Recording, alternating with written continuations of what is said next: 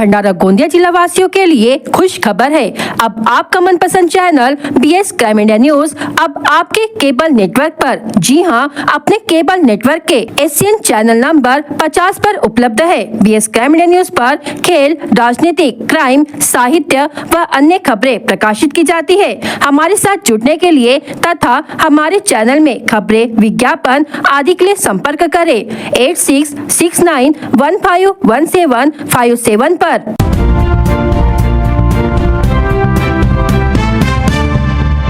आज 4 दिसंबर 2024 को सुबह भंडारा जिले के कुछ हिस्सों में हल्के भूकंप के झटके महसूस किए जाने की जानकारी मिली है। राष्ट्रीय भूकंप विज्ञान केंद्र के पास उपलब्ध जानकारी के अनुसार तेलंगाना राज्य का मुलुगु भूकंप का केंद्र है। आज सुबह 7:27 पर मामूली सौम्य झटके महसूस किए गए। इस भूकंप की तीव्रता रिक्टर स्केल पर 5.3 दर्ज की गई। नागरिकों से अपील है, अगर ऐसे झटके दोबारा महसूस हो तो वे सतर्क रहे और बिना घबराए घर के बाहर सुरक्षित स्थान पर शरण ले।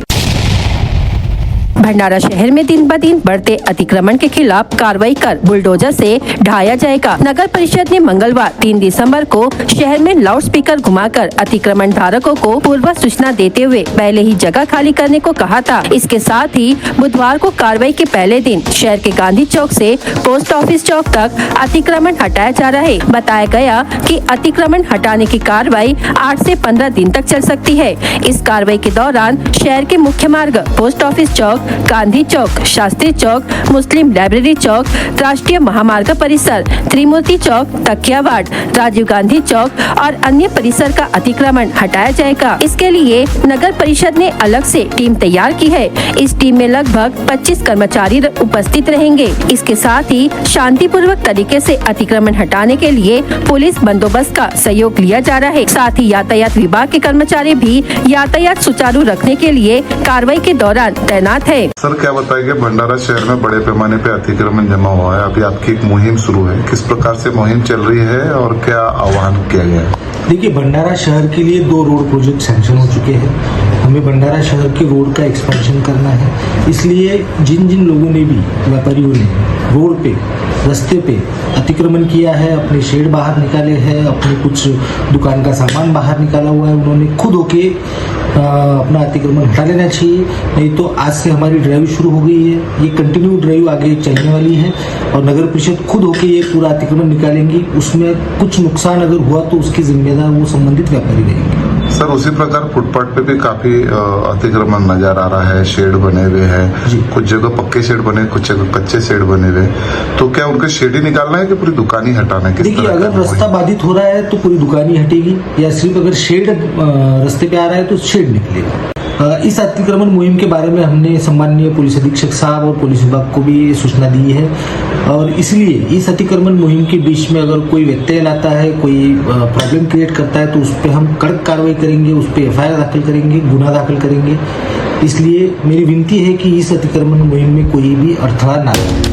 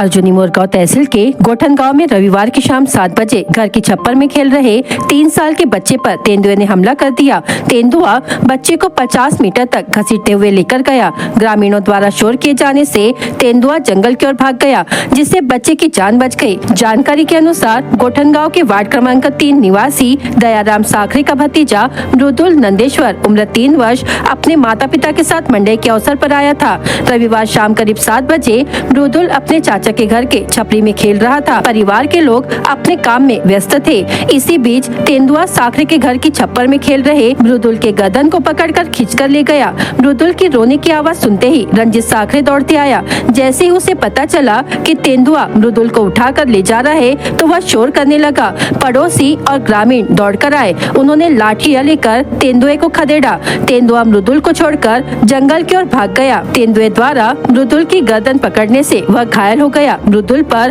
गोठन गाँव के प्राथमिक स्वास्थ्य केंद्र में प्राथमिक इलाज कर आगे के इलाज के लिए अर्जुनी मोरगांव के ग्रामीण अस्पताल में भर्ती कराया गया। फिलहाल उसका इलाज चल रहा है और उसकी हालत खतरे से बाहर है। देवेंद्र फडणवीस को बुधवार को सर्वसम्मति से महाराष्ट्र भाजपा विधायक दल का नेता चुना गया, जिससे उनके तीसरी बार मुख्यमंत्री के रूप में शपथ लेने का रास्ता साफ हो गया। सूत्रों के मुताबिक शिवसेना नेता एकनाथ शिंदे और राष्ट्रवादी कांग्रेस पार्टी के अजित पवार गुरुवार को प्रधानमंत्री नरेंद्र मोदी की मौजूदगी में दक्षिण मुंबई के आजाद मैदान में आयोजित होने वाले शपथ ग्रहण समारोह में उप मुख्यमंत्री पद की शपथ लेंगे। बुधवार को विधान भवन में हुई विधायक दल की बैठक में गुजरात के पूर्व सीएम और भाजपा के केंद्रीय पर्यवेक्षक विजय रूपाणी ने घोषणा की कि फडणवीस को सर्वसम्मति से भाजपा विधायक दल का नेता चुना गया है। बैठक में बोलते हुए भाजपा की केंद्रीय पर्यवेक्षक एवं केंद्रीय मंत्री निर्मला सीतारमण ने कहा, राज्य और केंद्र में डबल इंजन सरकार विकास को बढ़ावा देगी। फडणवीस ने उन पर भरोसा जताने के लिए भाजपा विधायकों को धन्यवाद दिया और कहा कि 20 नवंबर के विधानसभा चुनावों में सत्तारूढ़ महायुति गठबंधन की भारी जीत प्रधानमंत्री मोदी द्वारा दिए गए एक है तो सुरक्षित है के मंत्र के कारण हुई। विधान भवन में हुई बैठक में राज्य भाजपा के वरिष्ठ नेता चंद्रकांत पाटिल ने विधायक दल के नेता के तौर पर फडणवीस के नाम का प्रस्ताव रखा। विधायक दल की बैठक से पहले यहाँ हुई राज्य भाजपा की कोर कमेटी की बैठक में शीर्ष पद के लिए फडणवीस के नाम को अंतिम रूप दिया गया। फडणवीस के नेतृत्व में एक प्रतिनिधिमंडल बुधवार को 3:30 बजे राज्यपाल सीपी राधाकृष्णन से मुलाकात कर राज्य में नई सरकार बनाने का दावा पेश करेगा। 20 नवंबर को महाराष्ट्र में हुए चुनावों में भाजपा ने उल्लेखनीय सफलता हासिल की और राज्य की 288 विधानसभा सीटों में से 132 सीटें हासिल की, जो राज्य में उसका अब तक का सर्वश्रेष्ठ प्रदर्शन है। अपने सहयोगी दलों शिवसेना और एनसीपी के साथ मिलकर भाजपा के नेतृत्व वाले महायुति गठबंधन के पास 230 सीटों का बहुमत है। मंगलवार को फडणवीस ने कार्यवाहक मुख्यमंत्री एकनाथ शिंदे से दक्षिण मुंबई में उनके आधिकारिक आवास वर्षा में पहली बार मुलाकात की। पिछले सप्ताह दिल्ली में केंद्रीय मंत्री अमित शाह से उनकी मुलाकात हुई थी। भाजपा नेता प्रसाद लाड ने कहा कि शपथ ग्रहण समारोह भव्य होगा, जिसमें लगभग 42,000 लोग शामिल होंगे। उन्होंने कहा, प्रधानमंत्री मोदी 9 से 10 केंद्रीय मंत्री तथा 19 मुख्यमंत्री और उप मुख्यमंत्री समारोह में भाग लेंगे। उन्होंने कहा कि 40,000 भाजपा समर्थकों के लिए विशेष व्यवस्था की गई है तथा विभिन्न धर्मों के नेताओं सहित 2000 वीवीआईपी के लिए अलग से बैठने की व्यवस्था की गई है।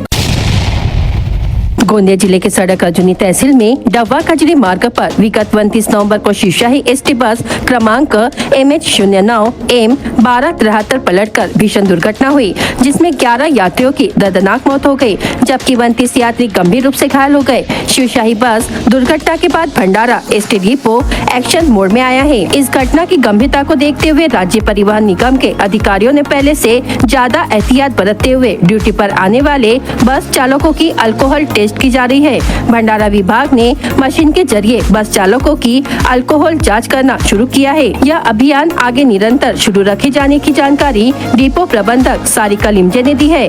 उन्होंने बताया, यदि कोई ड्राइवर शराब पीकर ड्यूटी पर आता है तो इसका पहले ही पता लगाया जा सकेगा। नशे में वाहन चलाने पर यात्रियों की जान को खतरा निर्माण हो सकता है। साथ ही दुर्घटनाओं से राज्य परिवहन निगम को नुकसान का सामना करना पड़ सकता है, जिसके चलते भंडारा विभाग ने प्रति दिन सुबह चालकों को बस की जांच की जाती है। शराब पीने का संदेह होने पर जांच किए बिना ड्यूटी पर नहीं भेजा जाता। भंडारा की डिपो प्रबंधक सारिका लिमजे ने यात्रियों की सुरक्षा के लिए और दुर्घटनाओं को रोकने के उद्देश्य से यह अभियान चलाने की जानकारी दी है। गोसेखुर्द प्रकल्प के 33 दरवाजे से निकलता पानी, इसका तेज प्रवाह मानो बड़ी से बड़ी चट्टान को भी काट दे। हवा में उड़ती पानी की छोटी बूंदों को शरीर पर लेने का आनंद, इसी प्राकृतिक नजारे एवं विज्ञान की वजह से पूरे परिसर में अपेक्षाकृत ठंड का अनुभव। इसे संजोने के लिए इन दिनों विदर्भ के महत्वाकांक्षी गोसेखुर्द बांध को करीब से दीदार करने विदर्भ के दूर दराज के जिलों से पर्यटक दस्तक दे रहे हैं। जिले में प्रकृति में अपना आशीष बनाया है। पौनी तहसील पर्यटन से समृद्ध है। इन्हीं में से एक गोसेखुर्द बांध है। उमरेड, पौनी, करांडला अभयारण्य को देखने आए सभी पर्यटक गोसेखुर्द परियोजना पर दस्तक दे रहे हैं। पौनी का प्रसिद्ध मंदिर, ऐतिहासिक जवार गेट व पास का किला तथा वैनगंगा नदी के किनारे पर स्थित घाट, सिंहपुरी, रुयाल की विश्व प्रसिद्ध महासमाधि भूमि, ये सभी स्थान पर्यटकों के पसंदीदा स्थान बन गए हैं। सभी पर्यटन स्थलों का भ्रमण करते हुए पर्यटक गोसेखुर्द बांध का दीदार करने पहुंचते हैं। बांध का आनंद उठाते हुए फोटो और सेल्फी निकालकर सोशल मीडिया पर शेयर की जाती है। इन पर्यटकों में युवाओं की संख्या ज्यादा है। बहरहाल आंखों में गोसेखुर्द के अविस्मरणीय दृश्य को कैद कर पर्यटन रुखसत करते हैं। वही अंतर्राष्ट्रीय स्तर का गोसेखुर्द परियोजना एवं आसपास का क्षेत्र प्रकृति से घिरा हुआ है।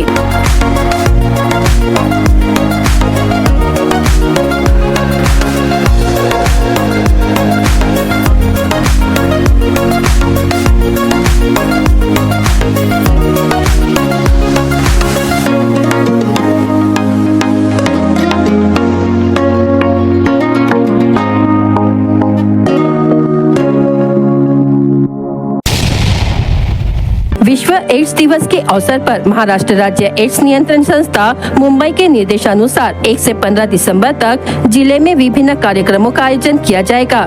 इसी कड़ी में सोमवार को जिला अस्पताल द्वारा जागरूकता रैली का आयोजन किया गया। रैली की शुरुआत जिला शल्य चिकित्सक डॉक्टर दीपचंद सोयाम, जिला विधि सेवा प्राधिकरण के सचिव बीजू गवारे, अतिरिक्त जिला शल्य चिकित्सक व नोडल अधिकारी डॉक्टर अतुल कुमार टेम्बुने ने हरी झंडी दिखाकर की। इस मौके पर जिला विधि सेवा प्राधिकरण के सचिव गवारे ने कहा, इस दिन को केवल एक दिन तक सीमित न रखते हुए जनसाधारण में एड्स के बारे में लगातार जन जागरूकता फैलाना आवश्यक है। जिला एड्स नियंत्रण और निवारण टीम के जिला कार्यक्रम प्रबंधक मनोज येरने ने कार्यक्रम का प्रारंभिक भाषण दिया।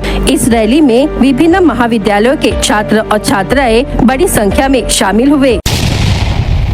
भंडारा तहसील के ग्राम खमारी निवासी प्राची चटप ने आटापाटा में कप्तान के रूप में महाराष्ट्र राज्य का प्रतिनिधित्व किया। भारतीय टीम ने श्रीलंका, म्यांमार, भूटान, नेपाल देश की टीमों पर जीत हासिल कर गोल्ड मेडल प्राप्त किया है। जेम पटेल कॉलेज में हाल ही में कार्यक्रम का आयोजन किया गया था, जिसमें प्राचार्य डॉक्टर विकास ढोमने ने कहा कि कॉलेज के कई विद्यार्थियों ने नेशनल और इंटरनेशनल प्रतियोगिता में हिस्सा लिया है। खेल क्षेत्र में जीत, लगन और कड़ी मेहनत से ही प्राची चटप ने भारत के लिए गोल्ड मेडल जीता है। इस समय अध्यक्ष स्थान पर आटापाटा एसोसिएशन सचिव श्याम देशमुख, प्रमुख अतिथि के रूप में दुर्गा चटप, क्रीडा विभाग प्रमुख डॉक्टर भीमराव पवार, क्रीडा मार्गदर्शक डॉक्टर रोमी बिष्ट आदि मंच पर उपस्थित थी। कॉलेज के प्राचार्य डॉक्टर विकास ढोमने के हस्ते शॉल, श्रीफल, स्मृति चिन्ह और 11,000 रूपए का चेक देकर प्राची को सम्मानित किया गया।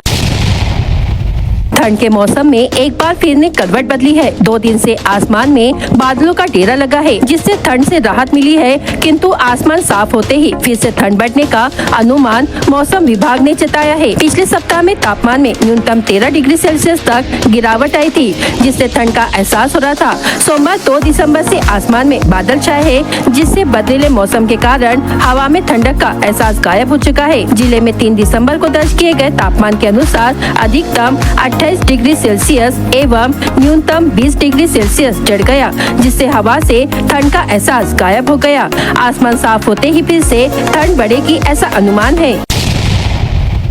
BS क्राइम इंडिया न्यूज आपके सामने पेश कर रहा है भंडारा क्राइम वारदात। हर जुर्म से हम आपको कराएंगे अवगत। आपके अपने चैनल पर रोजाना शाम 7 बजे, तो देखना ना भूलिए क्राइम वारदात। कार में रखे बैग में से सोने का मंगलसूत्र चोरी होने की घटना आंदलगांव थाना क्षेत्र में घटी। संदिग्ध आरोपी मलिदा निवासी अंशुल ईश्वरपाल घोड़ी चोर उम्र 27 वर्ष बैग में से सोने का मंगलसूत्र चुरा ले गया। आंदलगांव पुलिस स्टेशन में मामला दर्ज किया गया।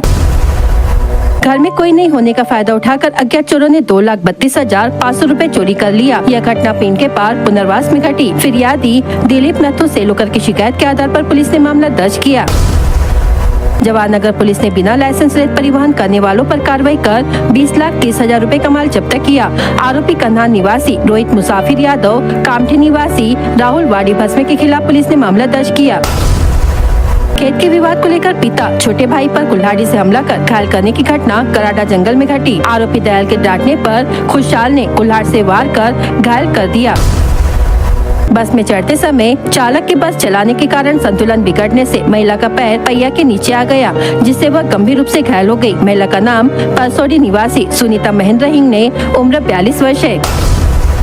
घरेलू कुएं से निर्माणाधीन निवासी मकान पर पानी मारने के लिए गए एक युवा सामाजिक कार्यकर्ता की कुएं में डूबकर मौत हो गई। मृतक का नाम पार्टी के मूल निवासी मानवेंदु विश्वनाथ दहीवले उम्र 48 वर्ष है।